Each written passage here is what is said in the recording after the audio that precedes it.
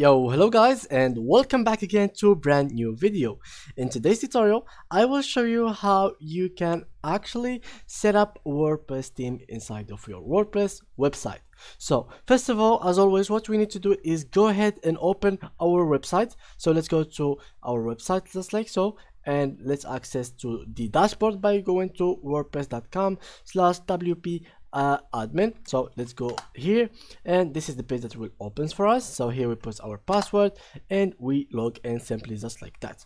So right after you do this step, this page will be open for you, and that is your website. If you want here and open it in a new window, this is the theme template that is used on your website.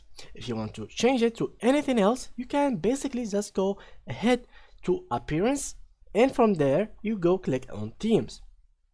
Just like that, you can add new themes by clicking on here, and you can search for literally any kind of themes that you want. For example, let's go and search for films.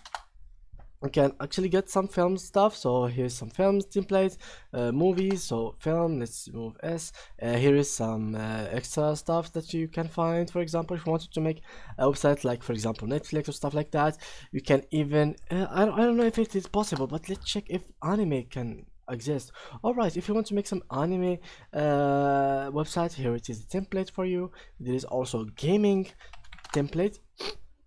But yeah, anyway, let's say for example you choose to pick this one. How you can install it? Basically just click on install, and here you wait a little bit. It doesn't take a lot of time. So here it is. Now we click on activate, and here, as you can see, to get this design and everything in this website, you will need to go pro.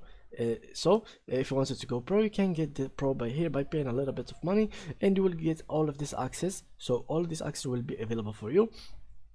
If you don't want it to be pro, you can just go ahead to your website and check it and see how it looks like. So here it is, our website now. This is the template that we have, and that's how you can actually make a template inside or theme inside of your website. So thank you guys a lot for watching, and see you in the next video.